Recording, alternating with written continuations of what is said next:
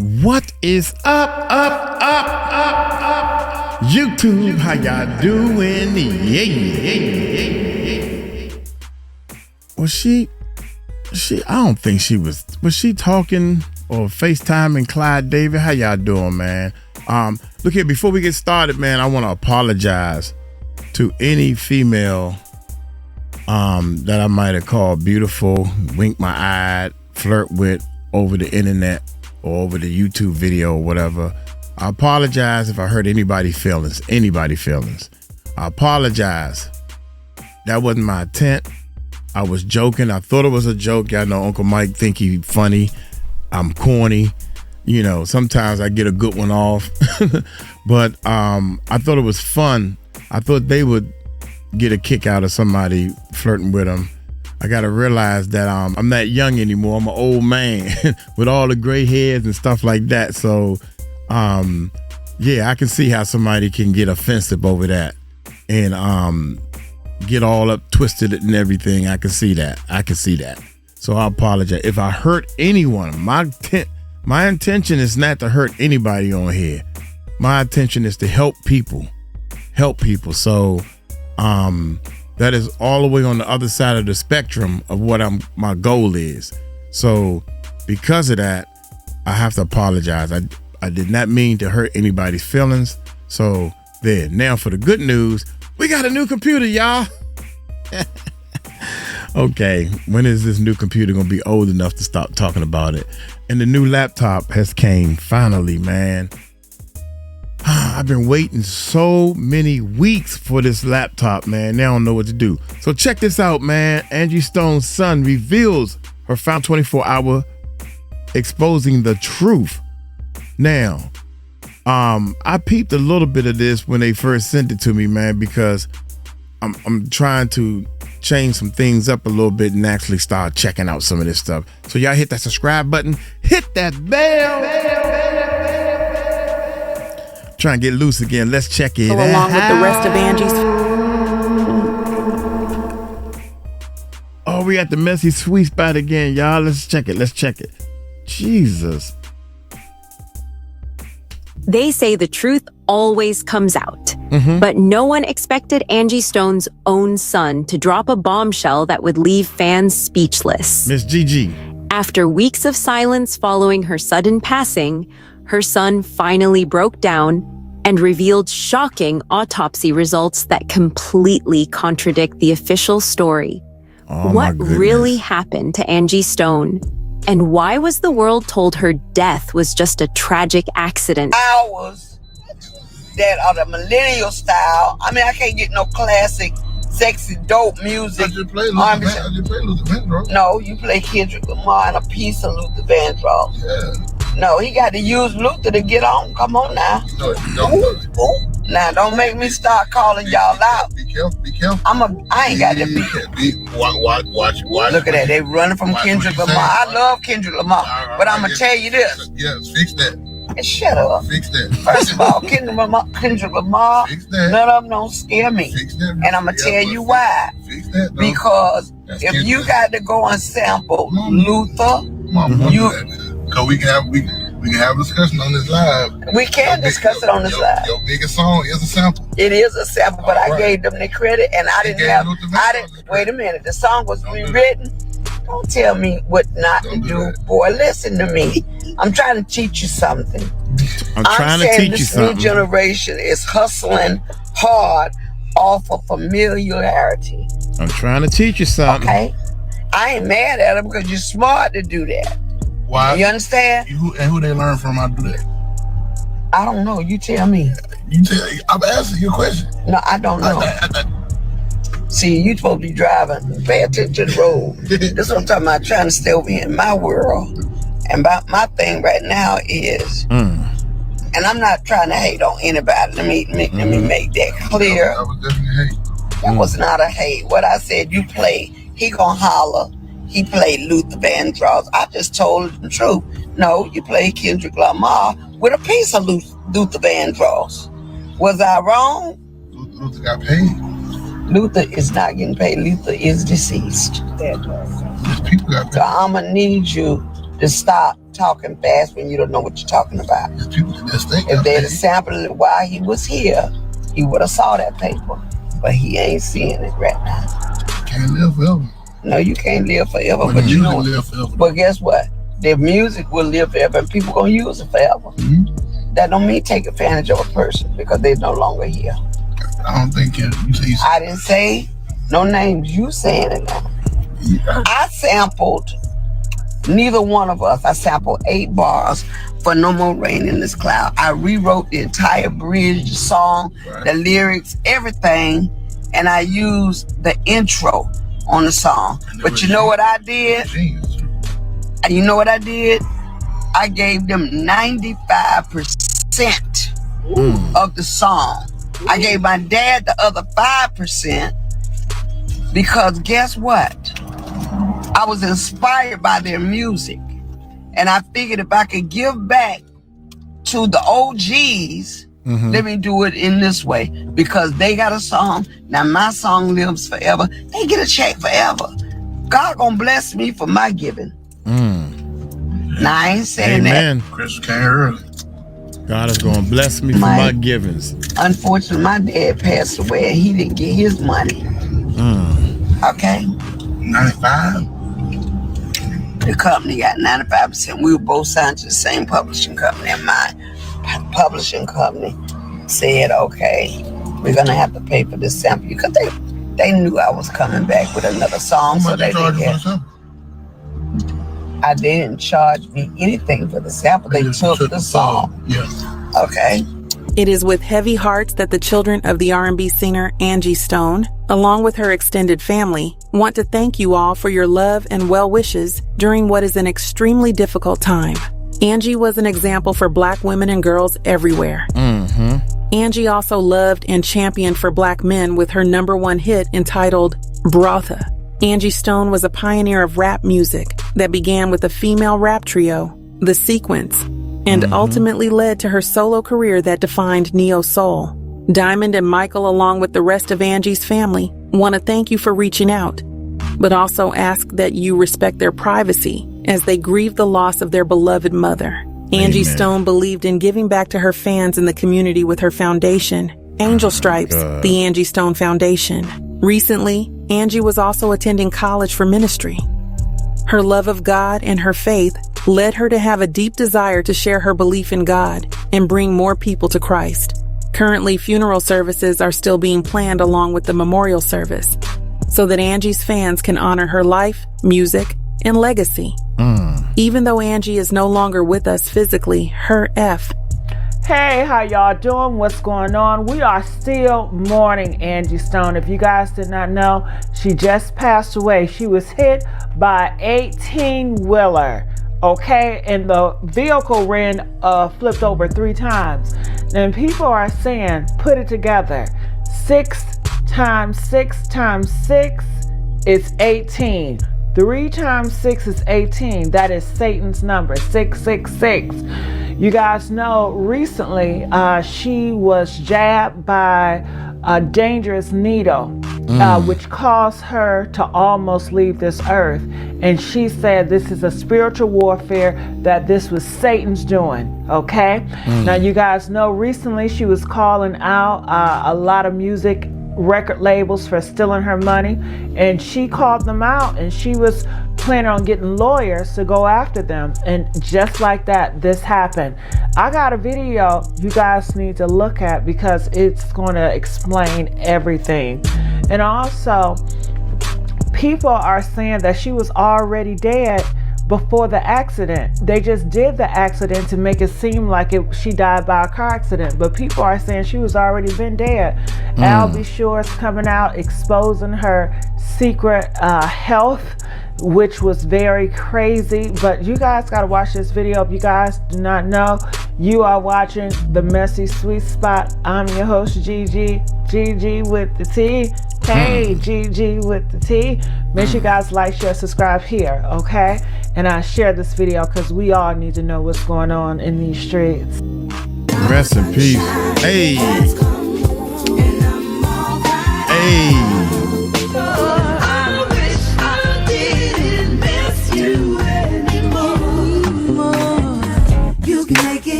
That's funky. Columbia-born singer, songwriter, actor, and record producer Angie Stone died in a car crash early this morning.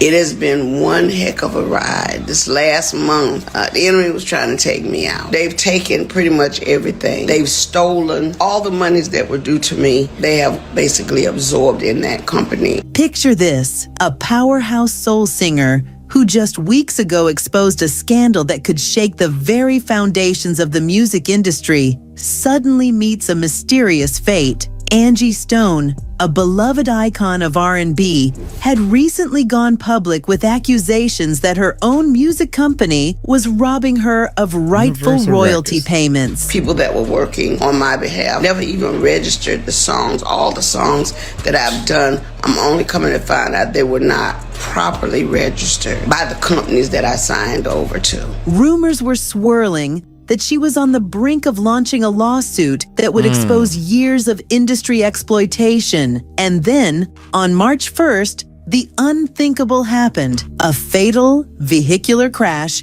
in which she was the only casualty among 9 occupants. What could be more suspicious than that? Angie Stone's story has it all. Fame, fortune, love, betrayal, and a shocking final twist. On March 1st, 2025, the 63-year-old R&B legend was tragically killed in a car crash, leaving the music world in disbelief. How did a pioneering soul diva who gave us decades of hits end up in such heartbreaking headlines? Grab your tea, because we're about to spill the untold saga of Angie Stone, a journey from gospel beginnings to a mysterious end that has everyone talking. Trust me, you'll want to hear this. Angie Stone, born Angela Brown, grew up in Columbia, South Carolina, with music in her veins. As a young girl, she belted gospel songs in church and honed her powerful voice under her father's guidance in a local gospel quartet. But little Angie had big dreams beyond the pews. In her teens,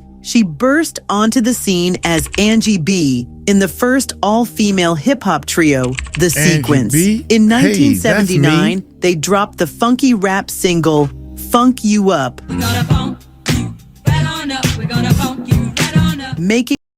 Hey, back in my day, man, when that thing came out, there was no party that didn't play that song, no picnic, no cookout. You heard it on the radio. That was the song. That was like the number one. That was a hit. All in the neighborhood. If you wasn't cool, maybe you didn't hate a song. In history, and proving ladies could rock the mic. That was just the beginning. Our girl Angie was only getting started. By the early 90s, Angie's musical evolution was in full swing. She traded rap for silky R&B, joining the group Vertical Hold and scoring a New Jack Swing hit with Seems You're Much Too Busy. But Angie's true destiny was to shine solo. In 1999, she released her debut album, Black Diamond, which went gold and gave us the soulful gem, No More Rain in This Cloud. Then came 2001's Mahogany Soul, delivering the iconic breakup anthem, Wish I Didn't Miss You. A song that still cuts deep to this day. Angie's rich voice and honest lyrics struck a chord, catapulting her into the forefront of the neo-soul movement. She wasn't just singing R&B, she was redefining it. Her powerful voice and presence made her an R&B icon, earning multiple Grammy nominations and a reputation as a neo-soul pioneer. As the 2000s rolled in, Angie racked up achievements like they were hit records. She nabbed 3 Grammy nominations and took home a pair of Soul Train Lady of Soul Awards, solidifying her status as R&B royalty. Critics hailed her as one of the architects of neo-soul, right alongside Erykah Badu and Jill Scott. She even branched into acting, popping up in films like The Hot Chick, Before the full moon end. fighting temptations with the iconic Cuba Gooding Jr., and reality shows like R&B divas. We all know clearly we can make it on a solo tip by ourselves. By 2021, the industry was bowing to her legacy, honoring Angie with a Soul Music Icon Award for her 40-plus years of contribution. There was no doubt this soulful songstress had become a living legend. But So behind the beautiful, man. success So and beautiful. smiles, Angie's personal God, life was a dog. roller coaster ride worthy of its own song. Let's talk love lives and heartbreak, because Angie's romantic history was just as soulful as her music. In the mid-90s, Angie fell into a passionate romance with R&B crooner D'Angelo. And as a matter of fact, a bunch of them itching for you to scratch them. And the duo quickly became a neo-soul power couple. They collaborated musically. You can thank Angie for helping shape D'Angelo's early sound. Brown sugar, babe. I guess high up your love, I don't know how to behave. And even had a son together, Michael D'Angelo Archer II. For a while, it seemed like a match made in musical heaven, the queen of neo-soul and the brown sugar prince. But as D'Angelo's star exploded, cracks formed in their fairy tale. The two eventually parted ways, leaving Angie with a beautiful son and a bittersweet chapter to look back on. I was in a very high-profile relationship with D'Angelo. Shortly after the breakup between us, everything kind of slowed down in my world in terms of tour dates, work. Perception was the worst, of course. She later mused that when they met, D'Angelo was just a shy 19-year-old kid, and that she was the only one who saw the superstar he'd become. Talk about having an eye for talent. Now brace yourself for this one. Hollywood heartthrob Idris Elba. Yes, Mr. Stringer Bell himself. This motherfucker bugged out one time. Well, he gonna bug out again when he find out shorty cop? Once had the biggest crush on Angie Stone. Who knew? Angie did, and she spilled the tea in a 2015 tell-all interview. Back in the early 2000s, Idris was an up-and-coming actor cast in Angie's music video, and he apparently fell head over heels for our soulful diva. Angie revealed that Idris was actually crushing on me during the shoot, making it no secret to all their friends that he was in love with Angie Stone. Her reaction? She put the gorgeous Brit in the friend zone. Idris and I were like sister and brother. We both had the same man. And, you know, the little crushing here and there. She saw him as more of a brother figure and was still entangled with D'Angelo then. But years later, after Idris became, well, Idris Elba, Angie didn't mince words about second thoughts. Do I regret it? Absolutely, she admitted with a laugh in a recent interview on Vlad TV. Imagine turning down Idris Elba and then watching him become a Hollywood sex symbol. That's a plot twist even Angie couldn't write. It's the kind of juicy Hollywood meets R&B story that kept Angie's name swirling in gossip circles, proving her life off stage was as intriguing as any song lyric. But with the highs come the lows.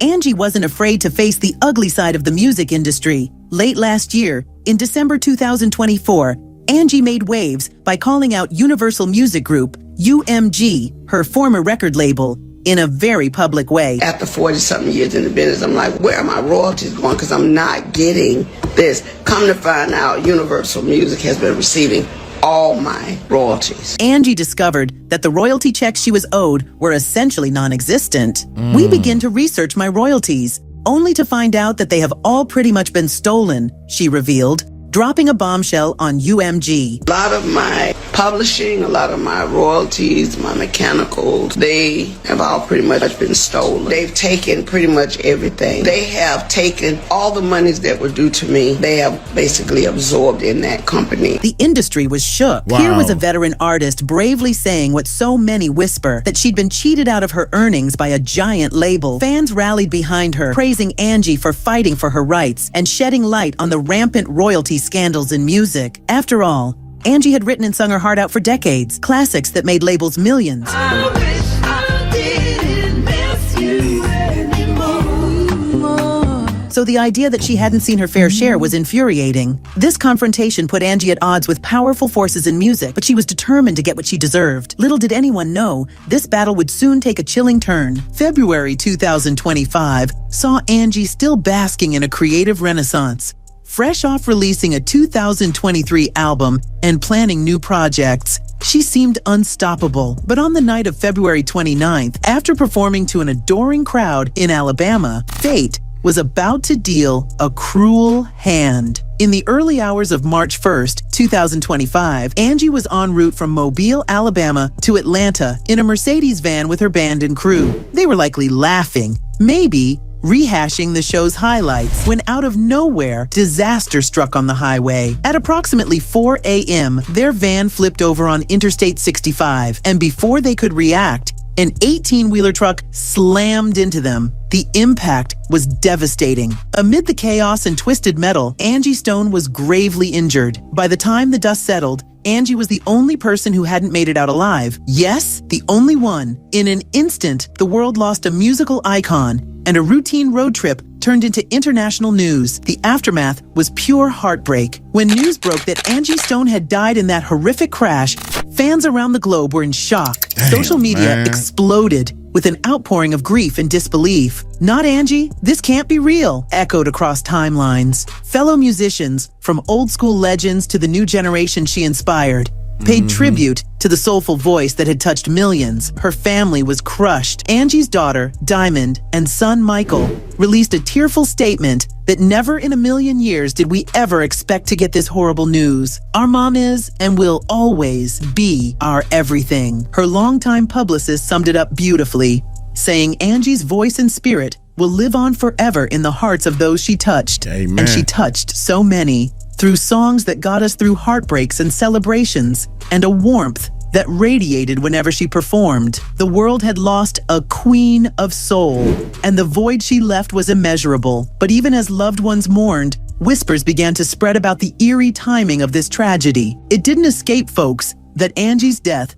came right after her very public fight with a major record label. In barbershops, forums, and comment sections, people started asking, was this really just a freak accident? One social media user voiced what many were thinking: "I hate to be a conspiracy theorist, but right after a recent video of Angie Stone accusing UMG of not paying her properly, she has a fatal car crash." The insinuation was chilling. Had Angie's outspokenness ruffled the wrong feathers? Could there be more to the story of that accident? It's the kind of speculation that usually lives in late-night Twitter threads and whispered conversations. The notion that the industry might silence those who speak out. Suddenly, Angie's tragic end was fueling a firestorm of conspiracy theories. Was it just a cruel coincidence? Or, as some believe, the music industry curse striking again? Crazy as it sounds, this pattern of tragedy isn't new to music insiders. In fact, Angie's death has people recalling other stars who met untimely ends after battling the powers that be. Exposure magazine even noted how the shocking deaths of icons like Michael Jackson, Prince, Tupac Shakur, and Aaliyah all raised troubling questions about the price of speaking out against an industry that thrives on control and profit. One thing's Don't for forget sure, Biggie. Angie Stone's legacy isn't going anywhere. Her music still pours out of radios and playlists. Her influence runs deep through today's R&B queens, and her story, full of love, music, and mystery, will continue to captivate and caution us all. Rest in power.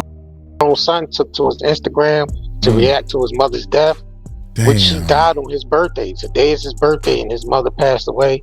So he posted on his Instagram some pictures of himself with a caption saying 28 on the 28th, which means he turned 28 and his birthday the 28th, and his mother passed on the 28th. So he said 28th year for Saturn to cycle around the sun, 28 G's to make it a whole thing, Saturn year. He said super focused right now. Got some big surprises for y'all very soon. Me and the team been working on very hard to bring something meaningful and special to the ones who've been down with this long. Just tonight we gonna celebrate. Meet me at the Booty Club. Girl, Angie Stone, what's up? I said it's my turn, Mike. There he go. That's my life. Hey. It's 𝗟𝗡𝗡𝗞𝗦 Chronicles. 𝗟𝗡𝗡 and Mom. Look, first of all, it's been a minute. First of all, it's her birthday, man. Wish her happy birthday, man. Balloons in the chat, man. Balloons in the chat. I'm gonna need you to happy calm birthday. down. Happy birthday. Pay attention to the road. Happy birthday. You know what, y'all? This is why I decided to go live today, because my son has road rage mental problems. But we're gonna be wrong. Okay? There's a lot of traffic out here, and this raging fool over here. Okay? Mama, you know I have to look because I don't want nobody to jump out their car and come at me because you acting crazy. All these years I've been having road rage. Listen, did something to you. Listen, Never. Mike, you are so bad. Why would they do something to you? I'm standing right here. Not you. See me? I would run clean over a person that come in front of me by anything, because I don't know what you're coming for. You should have stayed in your car. But him, he'll sit there and have a confrontation, and somebody pull out something. People are going crazy today. You don't know. Hush. They not like that though. They're not gonna really do that. They scary. That's why they do that. A scary person don't jump out their car and run to a car with two black people in it and one that's 3 times their size. They gonna knock them. They crazy. They to crazy. Run up on you. You don't play the radio. You just can't beat me. Right. That part. I'll take something and knock you down. I'm trying to see if she has on her seatbelt. Does she have on a seatbelt? But anyway, something beeping. And why Michael believes someone wanted Angie gone. When Angie Stone's body was taken in for a routine post-mortem examination, her family expected the process to be fairly straightforward. After all, Angie had long battled chronic health issues, including type 2 diabetes, high blood pressure, and a history of significant weight fluctuations, all of which put her at a higher risk for sudden health complications. But when her son, Michael, sat down to review the preliminary findings, something immediately stood out. Details that didn't match the typical profile of a natural death caused by a diabetic episode or heart failure. According to Michael, there were multiple discrepancies in the timeline of her passing, along with unexplained trauma markers that raised serious red flags. For example, the official cause of death was initially labeled as cardiac arrest related to diabetic complications, a convenient explanation given Angie's known health struggles. However, the toxicology report told a different story. Traces of sedatives and an unknown compound were found in her bloodstream, substances that Angie had no prescriptions for. Michael, who'd been managing much of her medical care, knew every single medication his mother was taking. Pills. None of these foreign substances matched anything Angie had been prescribed. But that wasn't the only thing that disturbed him. There were bruises. Not the kind you might expect from a simple fall or accidental bump. These were deep tissue bruises found in areas like her upper arms, wrists, and neck. According to a forensic specialist Michael consulted, these bruises were consistent with someone being forcibly restrained, the kind of force used to subdue someone actively fighting back. Michael remembered a conversation Angie had with him just days before her death, where she said, "I feel like someone's watching me. Every time I speak up, something happens. A contract disappears, a deal falls through, or I get a warning call telling me to stay in my lane." At the time, Michael thought his mother was just venting her frustration over her ongoing legal battles with former labels and management teams who had allegedly withheld royalties from her biggest hits, songs that built the foundation of modern neo-soul and even hip-hop. But after seeing the autopsy irregularities, he started to believe Angie's paranoia wasn't paranoia at all. It was a warning sign that she was being silenced. Even more suspicious was how quickly the official reports were sealed and how little attention the media gave to Angie's actual cause of death. It was almost as if someone wanted the story buried before it could gain traction. Michael hired a private pathologist, hoping for more answers. And that's when things got even darker. This independent examination confirmed what Michael feared most. Angie's body showed signs of prolonged stress and possible suffocation, with evidence of airway obstruction that was inconsistent with natural causes. In other words, someone may have deliberately cut off her ability to breathe. Wow. And yet, the final public report still ruled her death as natural causes. A ruling Michael believes was the result of pressure from powerful industry figures who wanted Angie gone, her voice silenced, and her story buried. But who exactly would want Angie Stone dead?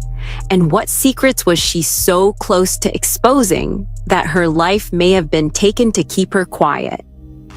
In the next section, we'll explore the enemies Angie made over the years, the powerful music executives who profited from her work, and the disturbing pattern of silencing outspoken Black artists who fight for their rights. For those who knew Angie Stone personally, her talent was undeniable. Facts. But so was her fearlessness when it came to speaking her truth, Yes. even when it made powerful people uncomfortable. Angie wasn't just a singer. She was a woman who understood the inner workings of the music industry, and she wasn't afraid to call out the exploitation, greed, and shady backroom deals that many artists, especially Black women, were forced to endure. Her outspokenness didn't begin in her later years. It had always been part of her DNA. From the moment she transitioned from her early days in the hip-hop trio sequence to her reign as a queen of neo-soul, Angie was vocal about how the industry marginalized women like her, women who didn't fit the cookie-cutter image of slim, light-skinned pop divas. She didn't just talk about it in private. She gave interviews, wrote songs, and even stood up to executives behind closed doors. One of the most infamous incidents came in the early 2000s when Angie publicly accused her record label of withholding royalties from her biggest albums. She was blackballed from certain radio stations almost overnight. But even after that, Angie didn't fall in line. Instead, she became even more vocal, especially about how Black female artists were being financially exploited, often signing predatory contracts that left them penniless even after selling millions of records. Angie's willingness to expose these practices made her a target, not just for the label executives, but for the whole power structure of the music industry. According to close friends, Angie had received warnings, anonymous phone calls telling her to stop talking so much and to remember who controls the airwaves. At first, she brushed it off, thinking it was just empty threats from disgruntled former colleagues. But the more she spoke out, the more deals started mysteriously falling through. Tour sponsors would pull out at the last minute. Her albums would disappear from streaming platforms without explanation, and collaborators would back away from projects, afraid of being associated with someone the industry considered a troublemaker. But here's where things took a darker turn. In the months leading up to her death, Angie was reportedly working on a tell-all memoir, a book that would have pulled the curtain back on some of the most powerful figures in music. According to Michael, his mother was sitting on receipts, emails, contracts, and recorded conversations that documented schemes, sexual coercion, and even threats of violence against artists who didn't comply. The book was never published. What makes this even more chilling is that Michael found drafts of the manuscript on Angie's personal laptop, but several key chapters were missing, particularly the ones where she named specific individuals and companies. It was as if someone had deliberately erased the most damning parts of her story before anyone could read them. And Michael wasn't the only one who noticed something off. Several of Angie's closest friends and collaborators claimed that in the weeks before her death, she seemed more anxious than usual. She spoke about strange cars parked outside her house, unfamiliar faces showing up at her performances, and receiving text messages from unknown numbers, warning her to stay quiet for her own good. One former label executive, who asked to remain anonymous, later revealed that Angie had been threatened with legal action if her book ever saw the light of day. They even hinted that there are ways to silence people who don't know when to quit. What makes this even more unsettling is that Angie was far from the first artist to face this type of intimidation. Yeah. From TLC's financial battles to Prince's fight for ownership of his masters, the music industry has a long, ugly history of punishing artists who refuse to play the game. But Angie's case feels different. The combination of her mysterious injuries, the sealed autopsy report, and the sudden disappearance of her most damning evidence raises serious questions. Was her death truly a result of natural causes, or was it the ultimate price for speaking out against the system? As Michael dug deeper into his mother's affairs after her death, he uncovered a chilling pattern. Certain individuals who had been involved in her legal battles, her canceled deals, and her missing royalties had all worked together before, forming a web of influence that stretched across major labels, publishing houses, and even mainstream media outlets. It was no longer just a theory, it was a pattern of silencing, and Angie had become its latest victim. But the story doesn't end there. Because while Angie's voice may have been silenced, her son Michael is refusing to let her story die. He's been gathering witness statements, digital evidence, and physical records, all in a bid to finally expose the truth about what happened to his mother, no matter how powerful her enemies may be. But before Michael can blow the lid off this industry-wide conspiracy, there's one more piece of the puzzle: the identity of the mysterious figure who visited Angie in her final hours, someone whose connection to her death may be the key to everything. And that's exactly what we're going to uncover in the next section. The final visit. Who was in Angie's home the night she died? The night Angie Stone was found unresponsive, the official story was frustratingly simple, almost too simple.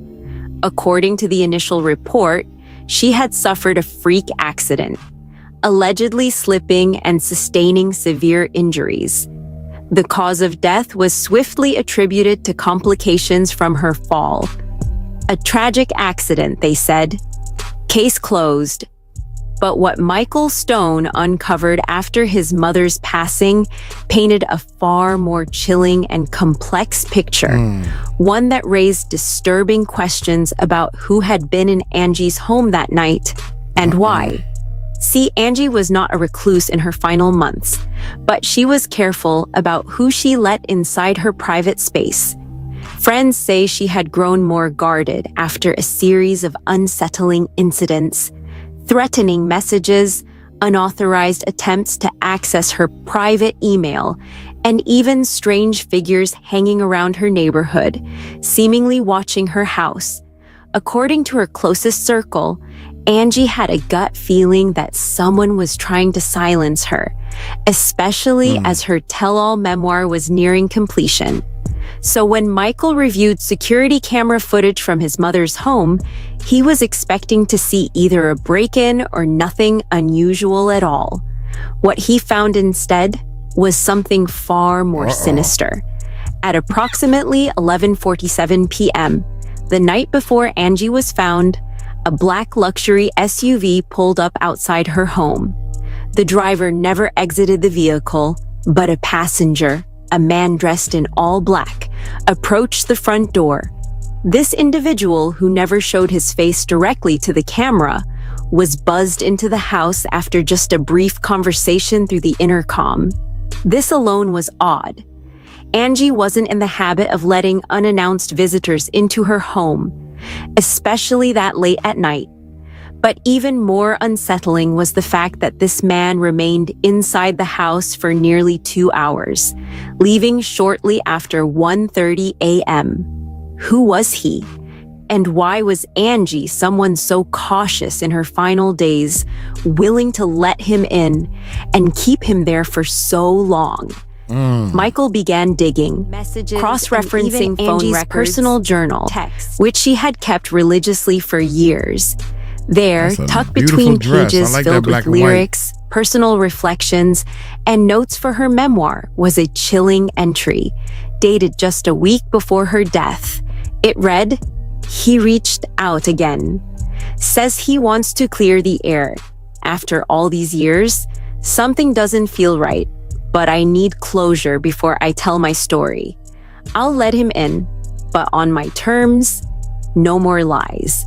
The entry didn't name the individual, but it was enough to confirm Michael's worst fear.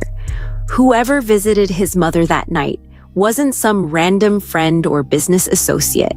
It was someone from her past, someone with unfinished business. What makes this even darker is that Angie had confided in a close friend just days before her death that she was being pressured to rewrite or water down parts of her memoir, specifically the sections naming powerful industry executives tied to pay-for-play schemes, financial exploitation, and even rumors of sexual coercion involving female artists. Michael uncovered dozens of emails between Angie and a mysterious legal consultant, someone who claimed they could help protect her from lawsuits if her book revealed too much. But those emails took a sinister turn just days before she died. The final message read, "Certain stories are better left untold. People are watching. People are waiting. Please reconsider for your own safety." Was the man who visited Angie that night a messenger, sent to scare her into silence? Or was he something far worse, a cleaner, dispatched to ensure her story would never leave those four walls? Michael was determined to find out. He tracked down neighbors, asking if anyone had seen the SUV or recognized the mystery visitor. One elderly neighbor remembered seeing the vehicle, but what she said next sent chills down Michael's spine. She recalled seeing the man exiting the house, wearing gloves, carrying a small black bag, and moving with the calm precision of someone who had done this before. This wasn't a social visit, it was a mission. Even more alarming was what Michael discovered when he obtained a copy of the official police report. According to first responders, the front door was unlocked when they arrived, and the home showed no signs of forced entry, meaning Angie had willingly let someone inside. But here's the twist. The timeline of events given to police by the industry insider who first reported Angie's death didn't match the security footage Michael reviewed. This person claimed they hadn't spoken to Angie for several days before her passing. Yet Michael uncovered a deleted phone call log showing a 34-minute call between Angie and that very same insider just hours before the mystery visitor arrived. What was discussed during that call? Why was it deleted? And why would someone lie about the last time they spoke to Angie Stone? And there's more. When Michael reviewed the autopsy photos, there were inconsistencies that couldn't be explained by a simple slip-and-fall accident. Certain bruises, abrasions, and internal injuries were more consistent with blunt force trauma, the kind caused by deliberate physical violence, not a household accident. There were also indications that Angie had fought back, with skin under her fingernails that was never tested for DNA. That's it. The official cause of death remained complications from accidental injuries, but Michael saw it for what it was: a cover-up, one designed to protect someone with enough power to manipulate both the narrative and the investigation. But who? That's the question Michael refuses to let go. And it's why he's still pursuing legal action, even as the industry quietly works to erase his mother's legacy, hoping the world will forget her story before the full truth comes to light. But there's one final clue: a cryptic voicemail left on Michael's phone just days after his mother's passing. The voice, distorted by what sounded like a voice-changing app, simply said, "What's done is done. Don't dig too deep. The past is where it belongs." Damn. But Michael isn't backing down. Because for him, this isn't just about Angie Stone. It's about every artist silenced for telling the truth, every Black woman in the industry punished for demanding respect, and every grieving family forced to accept a lie when they deserve justice. And now, Michael believes there's one final piece of evidence hidden somewhere in Angie's personal archives. Wow. A recorded conversation between Angie and the man who visited her that night.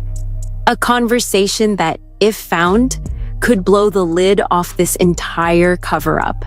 But the question remains, will Michael find it before the people who silenced his mother come for him next? Angie Stone's memoir was supposed to be her final word, her unfiltered truth after decades of silence, compromise, and quiet suffering. Friends say she poured her heart, soul, and unvarnished reality into those pages. She was warned repeatedly to think twice before naming certain names. She knew the risks. But after years of being exploited by the very industry she helped shape, Angie believed the world deserved to know what really happens behind the curtain, especially to Black female artists who dared to demand their fair share of respect, credit, and compensation. According to her closest confidants, the memoir didn't just cover her own life. It was set to expose a systemic network of corruption, gatekeeping, and quiet intimidation within the music industry. This wasn't just about bad contracts or money disputes. This was about predatory behavior, sexual coercion, backroom deals, and intentional erasure of artists who refused to play by unwritten rules. But here's where it gets chilling. The draft of Angie's memoir, the document she had been painstakingly working on for nearly 5 years, disappeared within 24 hours of her death. Michael Stone, Angie's son, was adamant that his mother's personal laptop, the device that housed the only complete copy of her manuscript, was in her home the night before she passed. In fact, Michael recalls seeing her working on it just days earlier, during a FaceTime call where Angie had excitedly read him the opening chapter, confident that her story would finally be told on her terms. But when Michael arrived at Angie's house after receiving the devastating call about her death, the laptop was gone. At first, Michael thought it was a simple oversight. Maybe the police had taken it for evidence, or perhaps a well-meaning friend or assistant had removed it to protect her personal files from prying eyes. But when Michael asked the police, they claimed they never saw a laptop at the scene. None of Angie's friends or family admitted to removing it either. It was as if the device and Angie's truth had been erased. But there's more. Michael remembered that Angie was paranoid about losing her work. She had repeatedly told him that certain people were trying to infiltrate her email, cloud accounts, even her phone. So she had started keeping physical backups, printed chapters, handwritten notes, and even a portable external drive where she stored voice memos, emails, and confidential recordings. That too was missing. Michael tore through every drawer, every box, every hiding place in his mother's home, and it was clear someone had been there before him. Files were out of place, desk drawers partially emptied, and a hidden safe Angie had installed in her closet had been left slightly ajar, its contents removed. What was inside that safe? According to Angie herself, as confided to her best friend, the safe held a signed letter from a legendary Black female artist, someone who had once warned Angie about the price of survival in the music industry.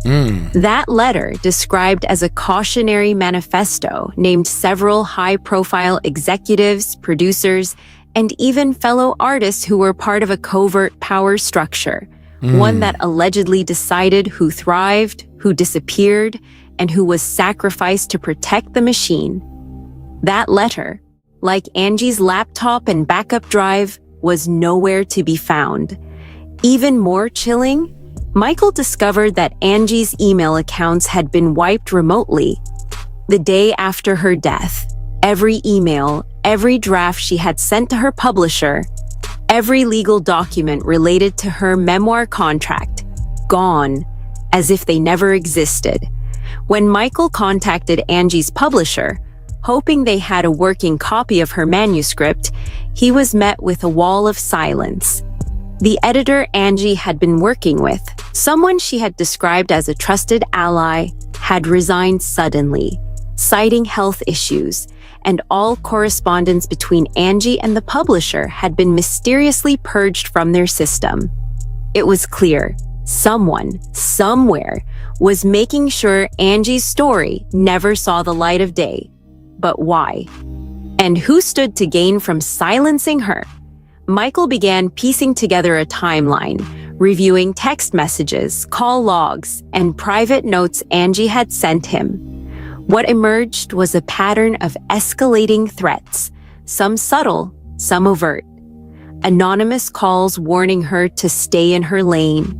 Wow. Cryptic messages left in her car windshield saying, "Not everything needs to be said." Angie even confided in Michael that her home security system had been tampered with multiple times, cameras going offline without explanation, logs showing phantom logins late at night. In one particularly disturbing incident, Angie found a manila envelope left at her front door. Inside was a single sheet of paper with a chilling message. Artists don't write history, we do.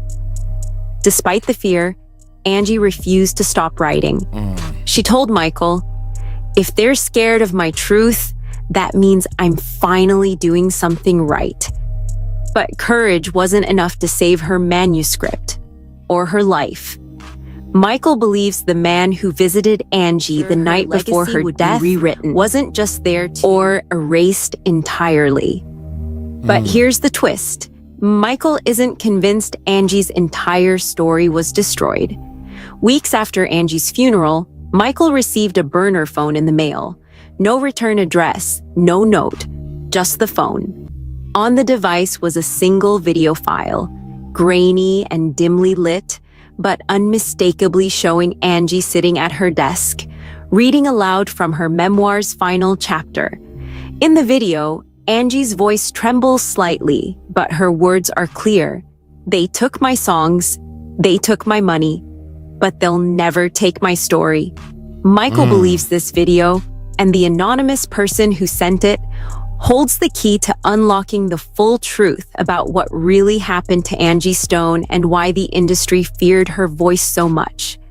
But the biggest question of all remains: where is the rest of the memoir? And who is willing to kill to make sure it stays buried? Michael's search for answers continues, but as he digs deeper, the warnings grow louder. Anonymous calls, shadowy figures tailing his car, and one chilling text message sent just days after the burner phone arrived. "Your mother's silence wasn't enough. Don't make the same mistake." In the days leading up to her death, Angie Stone's tone had shifted from her usual warm reassurance to a subtle, almost unshakable sense of urgency. Michael noticed it immediately. His mother, always the strong and protective figure, was suddenly choosing her words carefully, leaving unfinished thoughts hanging in the air, as though there was something she desperately needed to say, but couldn't bring herself to fully voice.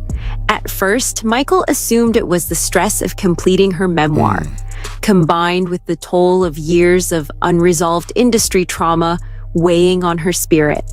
But as the days passed, Angie's calls became more frequent, her conversations peppered with cryptic statements that didn't quite make sense at the time, but now haunt Michael's every waking thought. One of the last calls they shared lasted nearly 2 hours. Michael remembers his mother pausing more than usual, as if she was listening for something or someone on the other side of the door. When Michael asked if everything was okay, Angie brushed it off with a light laugh, but her voice wavered just enough to betray her fear. "Baby," she said, her voice softer than usual, "if anything ever happens to me, I need you to know it wasn't no accident." The sentence chilled Michael to the core, but before he could press her for details, Angie pivoted to small talk, asking about his day, his work, his health. The kind of motherly check-in that made him question whether he'd imagined the ominous undercurrent in her voice. But in hindsight, every word was deliberate. Over the next few days, Angie began leaving voice memos for Michael. Not the usual affectionate check-ins or silly songs she sometimes left to cheer him up, but serious, heartfelt messages that felt like a woman writing her own obituary in real time. In one message, Angie spoke in a low whisper, her voice barely above a breath, as though she knew someone might be listening. "I've been fighting so long, baby. Longer than you even know. There's things I've seen, things I've been made to do, all so I could make a way for you, for us. They don't want me talking about it now, but it's too late for me to stop. And if I don't make it through this, you need to understand, it wasn't because I gave up. It's because they finally came to collect." Michael played that message at least a dozen times after Angie's death, each replay peeling back another layer of meaning. It was clear his mother had been living with a shadow over her shoulder, a shadow Michael knew nothing about until it was too late. But the messages didn't stop there. The final voice memo Angie left Michael, just hours before she was found unresponsive, was the hardest for him to hear, not because of what she said, but because of how she said it. Her voice trembled in a way Michael had never heard before, not even during the darkest chapters of their lives. "Michael, my sweet boy, you need to promise me something. No matter what they say about me, no matter what stories they try to sell, you remember who your mama really was. You remember I did this all for you. And if you ever feel that someone's watching you, or you get a call that don't sit right with your spirit, you don't answer it. You leave it alone. Because the same people who came for me, they don't stop until every loose end is tied up." Michael's heart broke hearing those words. But it wasn't until later that the full weight of what Angie was trying to say truly hit him. His mother knew her time was running out. She knew with chilling certainty that the very industry she helped build, the industry she gave her life, her talent, and her soul to, had marked her as a threat. Not because she had secrets they didn't already know them, but because there was something about the finality in her voice that stuck with Michael. The acceptance, the resignation, but also the deep defiance. Even in her fear, Angie was determined to protect her son from the same machine that had taken so much from her. But Angie's warning wasn't just about the immediate danger. It was a message layered with generational wisdom, passed down through whispered conversations between Black mothers and sons who learned the hard way that survival often came at the cost of silence. Michael found himself replaying not only her messages, but memories from his childhood, moments that seemed innocent at the time, but now painted a far darker picture. The strangers who lingered outside their home, the phone calls that made Angie's smile disappear in an instant. The times she told him to always check the back seat before getting in the car. Lessons wrapped in love, but rooted in something far more sinister. It wasn't paranoia. It was preparation. Angie had been training Michael for a battle he didn't even know existed, a war fought in silence, through contracts that never saw daylight, NDAs enforced by fear, and careers built on secrets traded like currency. And now, with Angie gone, Michael realized something terrifying. The battle hadn't ended. It had just passed down to him. Her final message was both a blessing and a burden. A plea for Michael to live freely, but also a reminder that freedom comes at a cost when you know too much. Michael knew his mother's story was too important to die with her, but Angie's final words still echo in his mind every night. Some truths are too Wow.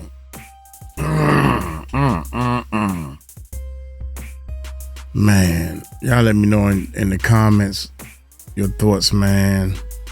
I was just sitting here reminiscing on all the songs that she did back in the day and all the parties and stuff that we did. Man, this is scary, man. Y'all let me know what's going on in the comments. Y'all take a like, take it slow. Tell them Uncle Mike told you so. Peace out.